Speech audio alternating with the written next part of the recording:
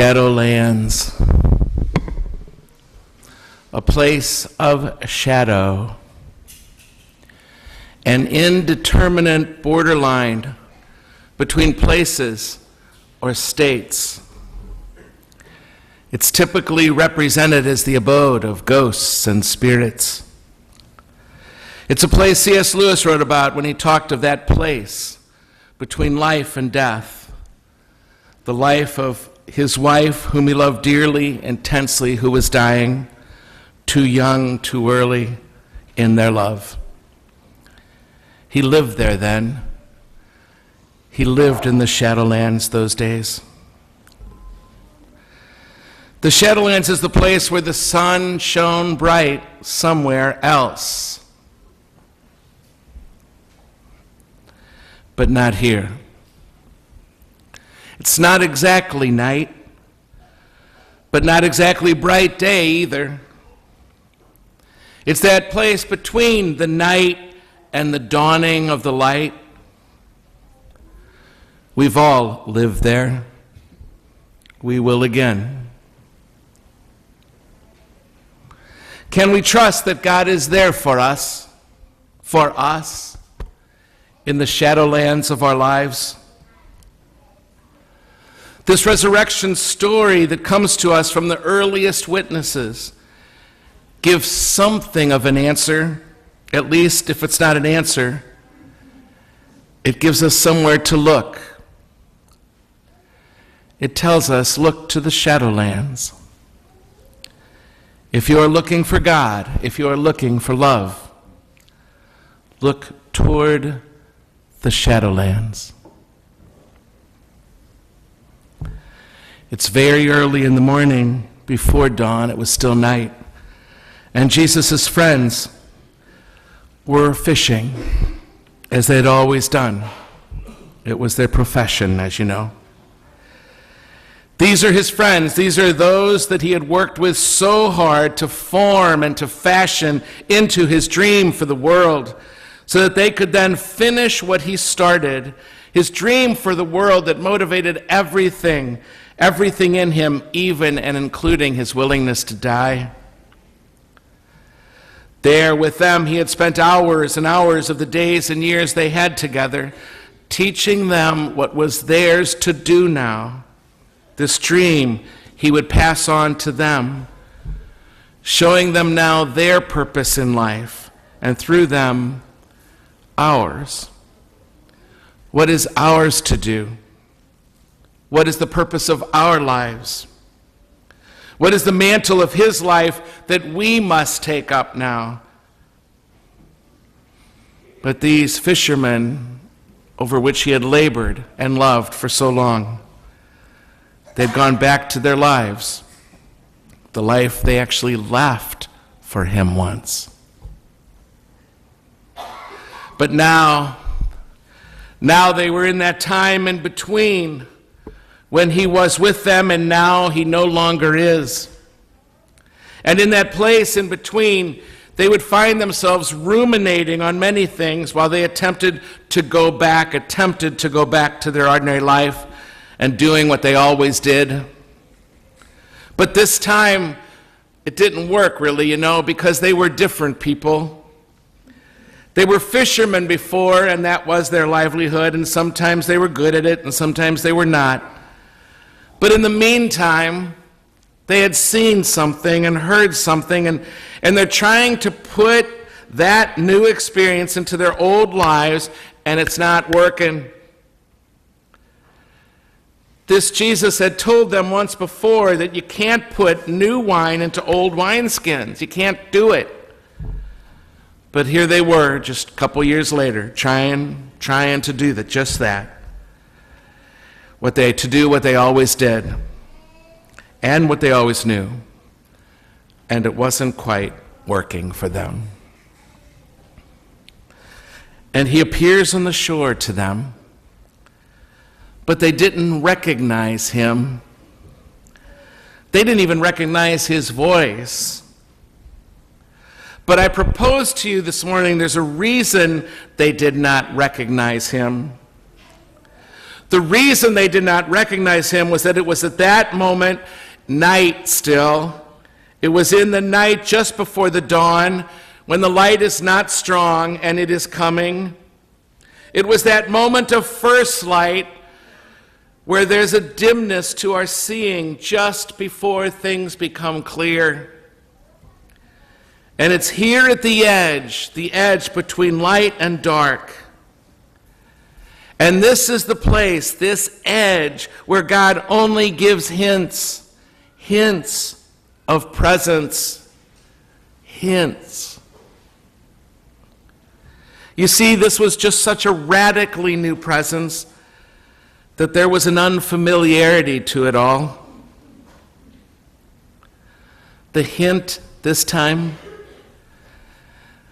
there were some things that he was saying that reminded them, triggered their memory of a time before that provided a clue.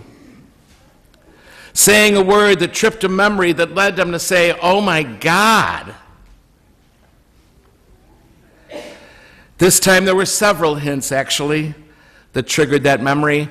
One was that they were out fishing again, and they heard these familiar words, "Did you catch anything from the shore?" The other was, "Throw your net over to the other side." And then finally what clinched it for them when he said, "Come have a meal. Come, let's share a meal." Just as they had always done.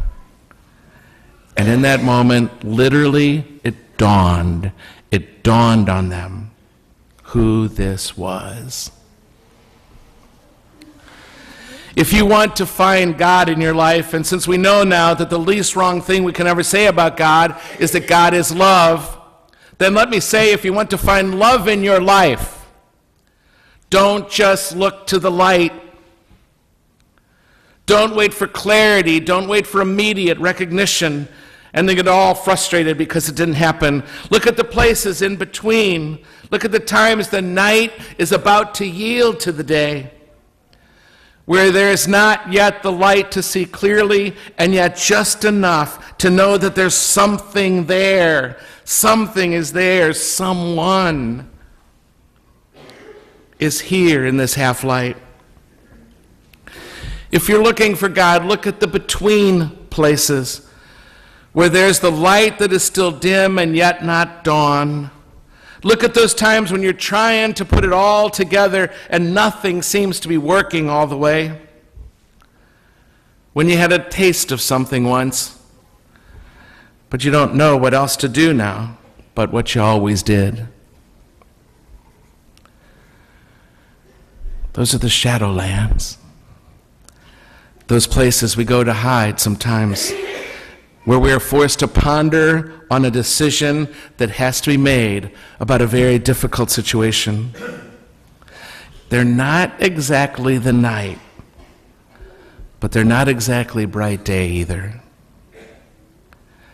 If you've ever known that kind of place, welcome to the Shadowlands.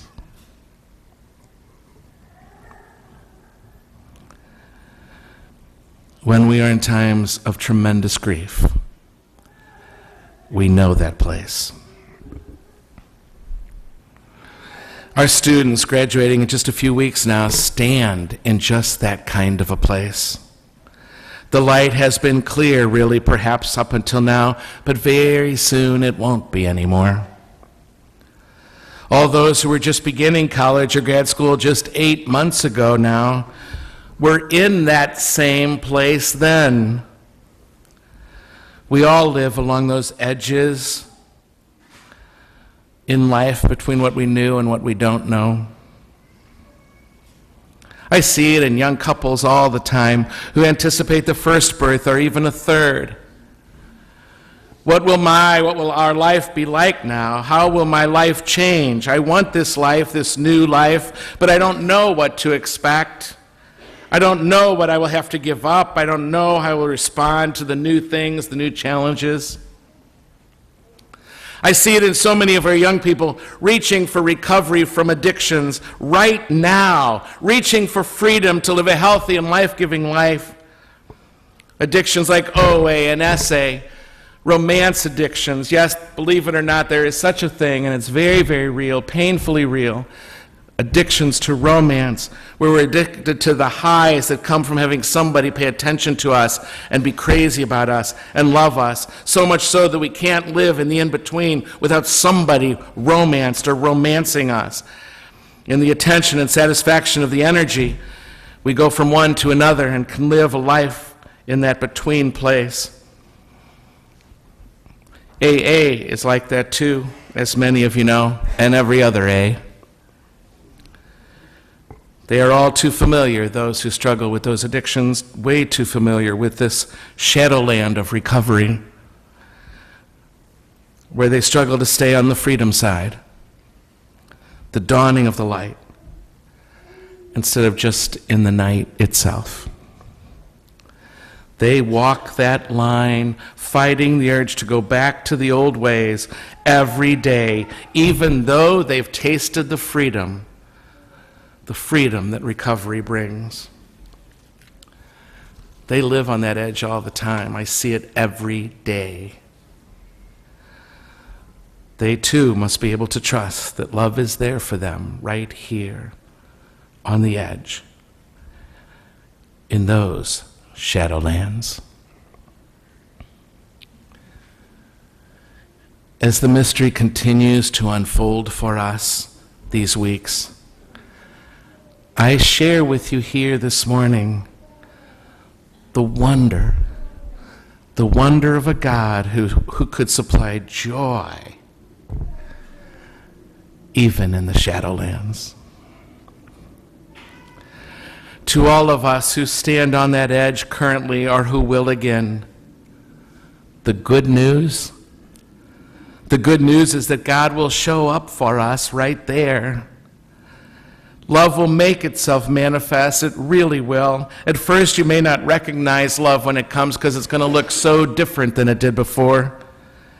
This divine love, but it will come. It will come. It always does. It always has. It always will. You can trust that when you stand there in this time between darkness and light in your life, where you are trying to put it all together, love will come. Love will come clear again. It always does, because that's who God is.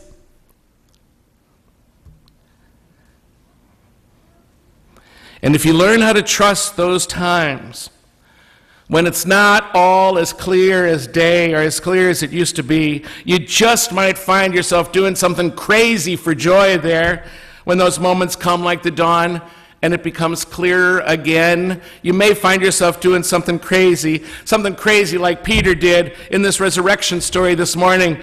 You just might find yourself ripping off all your clothes and putting them in a ball so they don't get wet and jumping in the lake, and they're all wet. Makes no sense. Trust me, it won't. To anybody but you.